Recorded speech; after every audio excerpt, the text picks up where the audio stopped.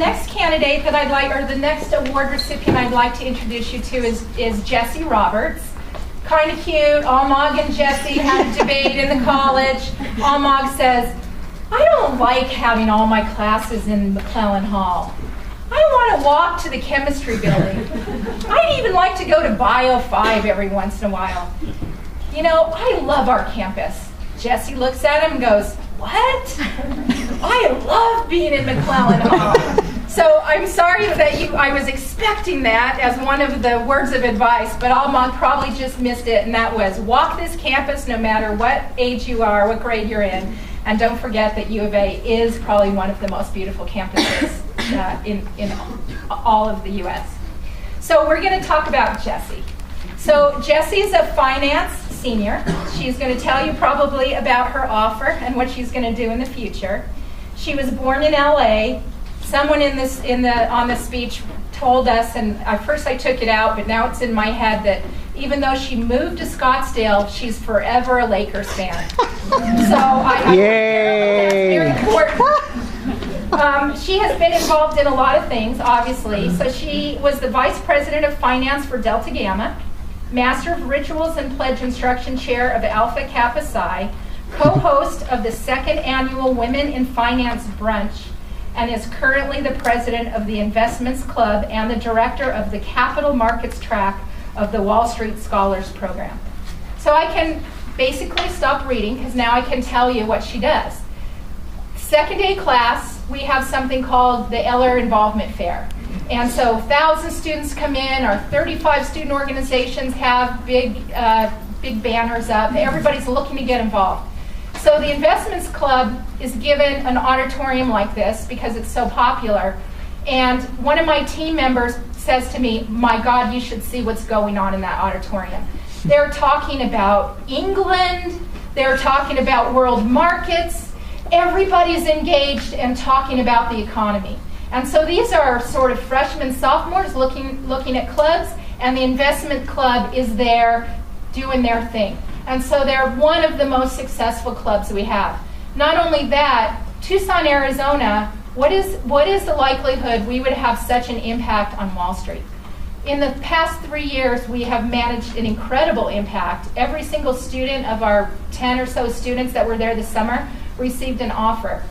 But it's because our students prepare the next students, our alums prepare the students that are going to Super Days, and it's one big flywheel of success. And so this is the kind of community where we give back even when we're juniors and seniors. So Jessie's really very special, and she's in the minority of, we don't have enough women in financial careers, and especially interested in Wall Street.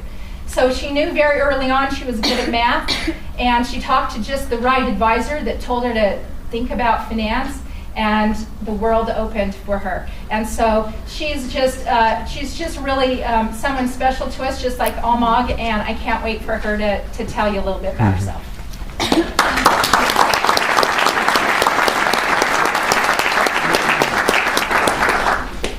All right, so Mario Draghi, president of the European Central Bank, has decided to expand Europe's quantitative easing program by 50 billion euros per month in bond buying to combat the disinflation the Eurozone is facing. So hearing that was the first time I was like, probably not going to work out with finance, right? So to be honest, had no idea what Wall Street was, and that was like the first daunting thing I ever heard.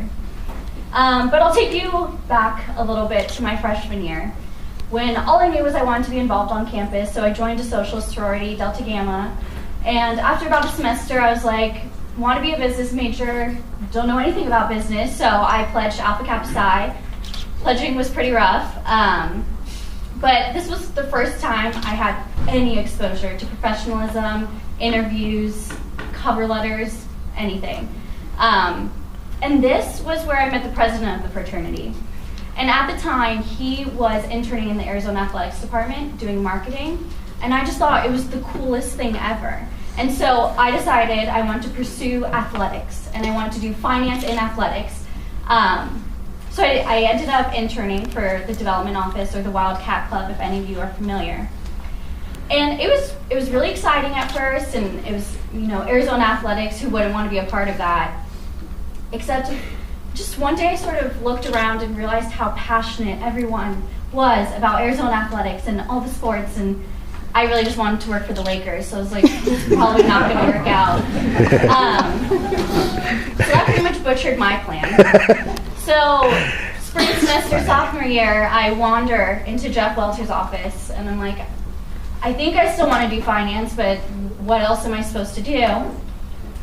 And he's like, well, why don't you take this Wall Street development class? And I'm like, yeah, okay. But I had nothing to lose at this point, so I was like, let's do it. So I applied, somehow I got in, and it really worked out. So remember, I have no idea what Wall Street was at the time.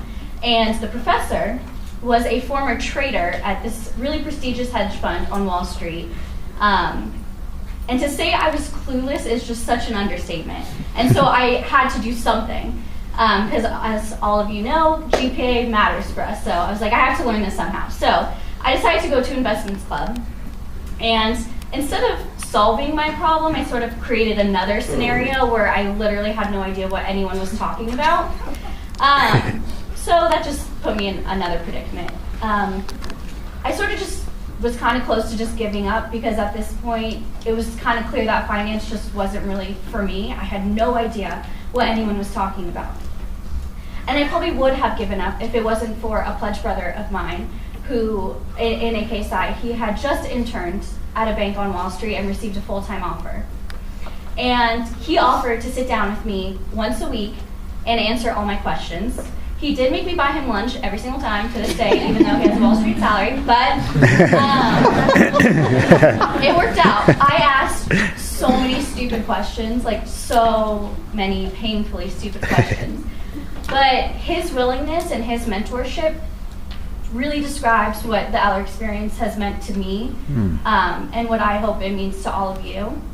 And so without him, there's no way I was going to have learned about the markets or how to read the Wall Street Journal.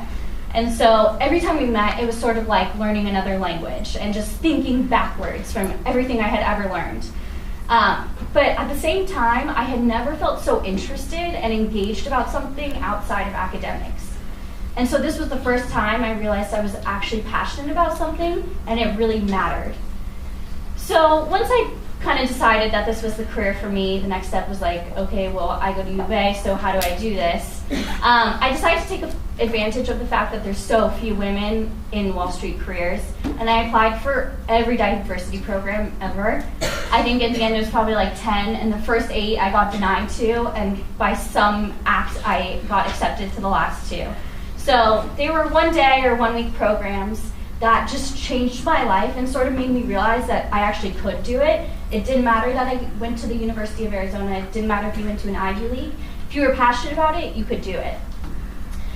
So it was so clear that the events I was at, I was so passionate about it, and it wasn't that I just wanted to graduate with a good salary. My passion for the markets and for sales and trading is definitely what differentiated me and allowed me to receive an internship in New York City last summer. So my summer was spent surrounded by Ivy League students with 4.0 GPAs. I think it was pretty factual that they were more qualified than I was. But again, one thing that just really set me apart from every single other one was just the passion, and that was my dream job. And for them, it was just sort of another company that recruited at their school. So I was forced to work harder than every single one of them, even to just sort of get the interview. And I was able to say to every person at that bank that I had utilized every single resource that U of A had to offer. And that's definitely something I would preach to you guys, is being able to say that to an employer or to the person, the dream job. But that's why there's only 40% of my intern class that got hired, and I truly believe that's why I was one of them. So your passion is what's going to set you apart from everyone else. You clearly already have set the foundation by just being here tonight, but it doesn't matter if the person next to you is from a better school, which they're probably not. But it doesn't matter if they're from a better school, it doesn't matter if they have the more technical skills or what gender or what age. If you are passionate about what you're doing and you're going to work as hard as you can to achieve your goal, then you can do it. You just have to get outside of your comfort zone and see challenges as opportunities to succeed. So I just want to thank the Eller College for allowing me to pretty much pursue my dream job, and my parents for supporting me along the way. So thank you. All right.